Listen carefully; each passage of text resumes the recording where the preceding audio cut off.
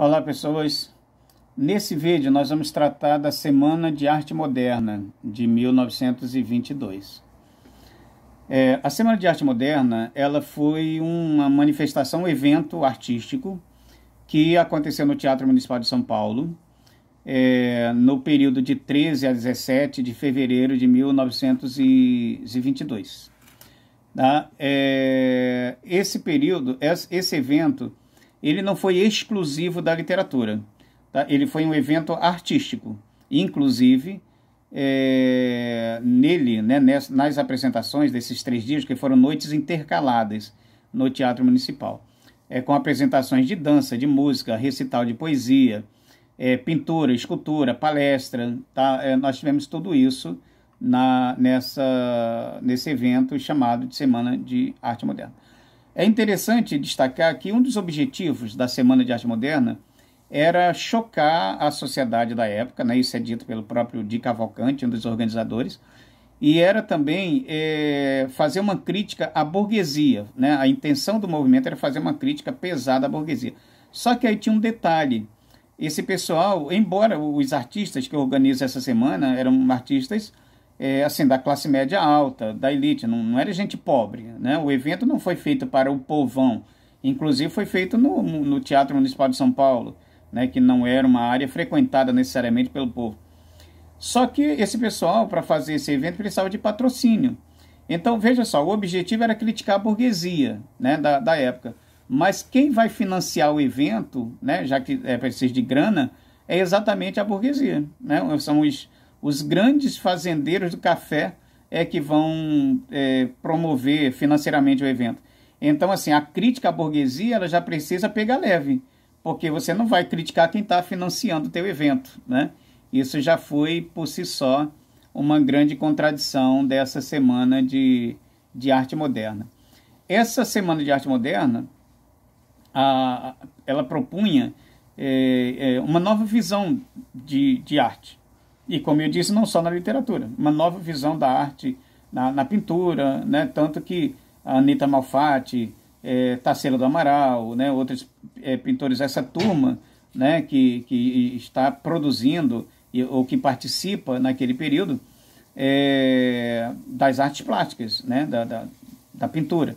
E na literatura, o Mário de Andrade, o Oswald de Andrade, né? Esse pessoal está lá ativo, né? O Manuel Bandeira e outros autores do período.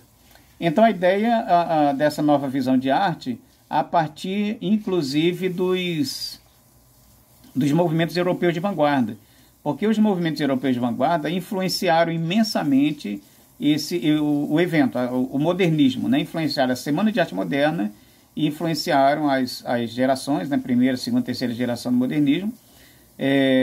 Óbvio que esse marco inicial do modernismo, que é a Semana de Arte, ela vai ser produzida a partir de ideais dos movimentos europeus de vanguarda, tá? Eu estou tentando seguir um roteiro, porque, né, os que me conhecem de aulas presenciais sabem que eu me empolgo quando estou sem um roteiro na mão e acabo falando um monte de coisas e não conseguindo tocar em todos os tópicos. Então, eu estou tentando, né, me esforçando para seguir um roteiro e tocar nos pontos principais, tá, que precisam ser tocados aqui, já que o vídeo não tem a duração de uma aula no presencial, né, e alguns pontos eu não quero deixar de abordar. Então, os principais organizadores, né, o Mário de Andrade, o Oswald de Andrade, não eram irmãos, tá, que fique claro, e o artista plástico Di Cavalcanti, né, estão entre os organizadores do evento. Bom, esse evento que inicia o modernismo, ele passa a ter características, né? A arte produzida a partir dessa Semana de Arte Moderna, ela passa a ter características levando em conta que ela propõe o rompimento com os modelos anteriores, né? Então, evidentemente, a ausência de formalismo, né? Isso são características, tá? Não apenas da arte produzida nesse evento, não, característica do modernismo. A Semana de Arte Moderna, ela inicia o modernismo, tá? É o marco inicial do modernismo no Brasil. Assim como outros estilos de época que nós estudamos, que começavam com a publicação de um livro, no caso do modernismo, ele começa não com a publicação de um livro, mas com a Semana de Arte Moderna. Então, o modernismo ele vai ter características. Nós vamos ter outros vídeos falando de cada fase, de cada geração, e suas características e seus autores, mas, via de regra, linhas gerais, ausência de formalismo, né? Porque não queria mais a contagem silábica. A Semana de Arte Moderna inaugura o verso branco, aquele verso que não tem obrigação de rimar, que não tem contagem silábica obrigatória. É o verso livre e é o verso branco, branco sem rima, livre sem contagem silábica. Ruptura com o academicismo, com o formalismo, com o parnasianismo. O parnasianismo é o movimento mais criticado na Semana de Arte Moderna. Inclusive, se faz a leitura, né, do poema Os Sapos, do Manuel Bandeira, em que ele critica os parnasianos, como se os parnasianos fossem sapos, e ele vai repetindo. Então, o poema Os Sapos era lido e a plateia repetia trechos da leitura, né? Que era uma crítica ferrenha ao parnasianismo. Crítica ao modelo, a esse modelo parnasiano, influência das vanguardas europeias, né? Essa eu já falei, valorização da identidade da cultura brasileira. Não se queria mais uma arte estrangeira, se queria uma arte efetivamente brasileira, que levasse em conta a realidade brasileira, né? Não a realidade social, que aparecesse, não mais aquela proposta parnasiana de só falar de belezas, coisas bonitas e esquecer a realidade. Valorização da identidade da cultura brasileira, portanto, fusão de influências externas a elementos brasileiros, porque elementos da cultura estrangeira é absorvido, né, pela cultura brasileira, essa é a ideia, e se faz uma fusão, uma mistura dessas coisas. Isso, por exemplo, no livro Macunaíma, do Mário de Andrade, ele brinca com o nosso folclore, né, é uma leitura gostosa por conta das brincadeiras que ele vai fazendo, né, porque o título do livro já é uma coisa interessante, né, Macunaíma, o herói sem caráter. E aí, né, ao longo da história de Macunaíma, vão surgindo uma série de elementos da nossa mitologia ou do nosso folclore, como queiram. Experimentações estéticas, a poesia ela passa a lembrar bastante a prosa.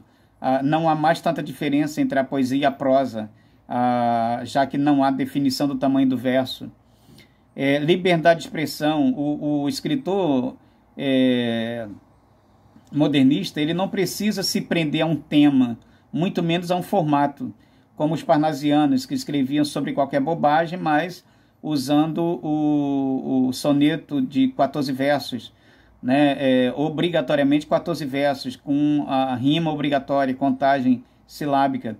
O modernismo chuta o balde dessa parada aí, então não se quer mais fazer uma arte presa, né? Então há uma liberdade de expressão, o escritor escreve sobre o que quiser, no formato que quiser, e ele pode escrever poesia como se fosse prosa, né? Ele pode fazer prosa poética, como a Cecília Meirelles faz maravilhosamente bem. Outra característica é a aproximação da linguagem oral, da linguagem coloquial.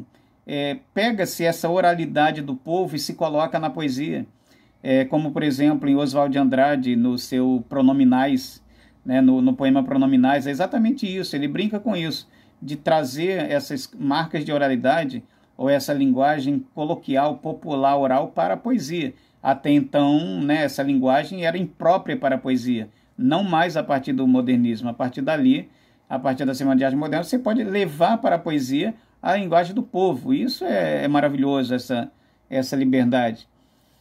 Temáticas nacionalistas e cotidianas, inclusive, né, essa característica chamada de cotidianismo era uma característica interessante, porque muitas vezes o autor faz um poema para alguém que jamais vai saber que foi feito um poema para ele.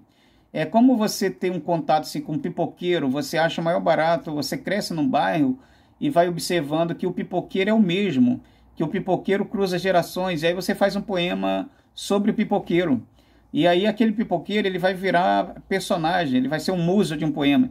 Ele vai virar personagem do poema, mas não necessariamente se vai levar a poesia para ele. Talvez ele nunca saiba que existe um poema feito para ele. O Manuel Bandeira, por exemplo, faz um poema para um vendedor de balões na feira. Então, aquele vendedor de balões provavelmente jamais recebeu o poema, jamais soube que existia um poema feito para ele.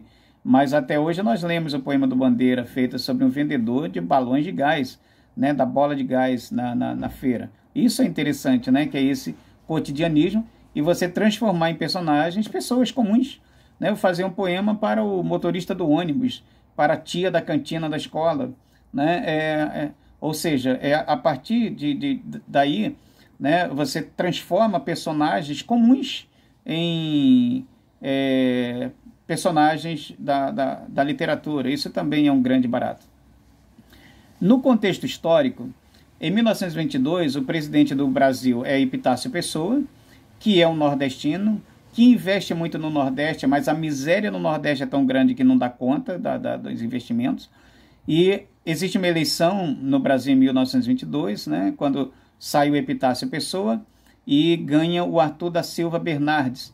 O Arthur da Silva Bernardes disputa com o Nilo Peçanha e ganha. É interessante observar que a eleição é feita em março, tá? 1º de março, mas o resultado só sai em junho, 8 de junho, né? O tempo da contagem. Não estávamos informatizados. O Brasil desse tamanho todo, sem tecnologias, né? Então, imagina contar votos em cada região, né? Sem os acessos que temos hoje. Então, são meses, né, para sair o resultado. E aí o Arthur Bernardes toma posse no final do ano. Mas no início, né, durante o evento da Semana de Arte Moderna, o presidente é o Epitácio Pessoa. Também é desse período, fim da Primeira Guerra, né, as condições de trabalho eram péssimas, então você tem as greves, né, é bom lembrar que 1922, por que a Semana de Arte Moderna é feita em 1922?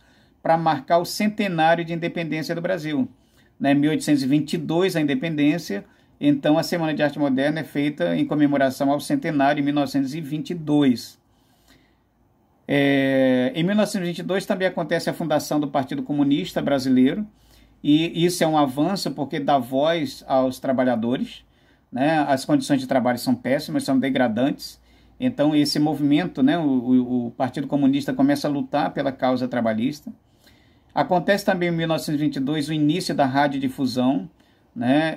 Então se inaugura a Rádio MEC, por exemplo, né, com o pronunciamento do presidente da época. Então, ou seja, muita coisa acontece, né, em 1922, o país está passando um período conturbado, e aí você tem, assim, para dar um alívio ou para aumentar a crise, uma Semana de Arte Moderna. Nem tudo foi belezuras, tá? Na Semana de Arte Moderna, houve muita resistência, inclusive de escritores. O próprio Monteiro Lobato, que é considerado um moderno antimodernista, né? Porque no tempo, cronologicamente, o Monteiro Lobato ele é um modernista. Né? Ele é estudado lá no pré-modernismo, mas ele continua escrevendo no período do modernismo. No entanto, ele é um antimodernista, ideologicamente falando. Né? Ele faz uma crítica absurda a Anita Malfatti, que é uma das expositoras da Semana de Arte Moderna. É uma crítica covarde até, uma crítica sacana, porque não a Anita Malfatti deprime, inclusive, em função dessa crítica, uma crítica exagerada, desnecessária. Ele faz umas comparações absurdas, ele desqualifica a Anita Malfatti, ele diz que a arte produzida pela Anita Malfatti lembra a arte produzida pelos loucos nos manicômios. Ele critica a Semana de Arte Moderna e ele diz que aquilo foi um festival de absurdos. Né? A imprensa da época não compra a ideia da Semana de Arte Moderna, há muita crítica. Os jornais chegam a publicar uma nota, né, nos dias seguintes à Semana de Arte Moderna, que qualquer leitor que quisesse escrever malhando a Semana de Arte Moderna tinha espaço garantido no jornal. Se escrevesse elogiando, aí não podia, só podia malhar. O jornal ia publicar as críticas à Semana de Arte Moderna. Tá? Por conta disso, né, por conta de toda essa crítica à Semana de Arte Moderna feita nos jornais da época, os próprios escritores, eles criam revistas, eles criam manifestos, eles criam movimentos, como o movimento antropofágico, a revista Claxon, o movimento da Poesia para o Brasil, o movimento Verde Amarelo. O movimento Verde Amarelo, que também ficou conhecido como Verde Amarelismo, seria um movimento que, embora tivesse relação com a literatura e com outras artes, era um movimento fascista. Se fosse hoje o Verde Amarelismo, né, que é um movimento, eu vou gravar um outro vídeo exclusivo sobre esses movimentos, mas se fosse hoje o Verde Amarelismo, por exemplo, era essa galerinha aí que está nas ruas com camiseta verde e amarela, defendendo o fascismo e coisa parecida, né? O movimento verde-amarelo da época era basicamente isso, né? Mas que tinha vínculos, né, com a literatura, né, com as artes de modo geral. Então você tem dentro da Semana de Arte Moderna escritores de várias tendências, governistas, escritores fascistas, como é o caso do Plínio Casado, o Plínio Salgado, desculpa. O Plínio Salgado era um fascista, né? E esse é um defensor do fascismo mesmo e das ideias fascistas, né? O futurismo era uma arte fascista, né? Adotada posteriormente pelo Mussolini na Itália. Então, ou seja, nós temos escritores ali de várias tendências, conservadores, liberais.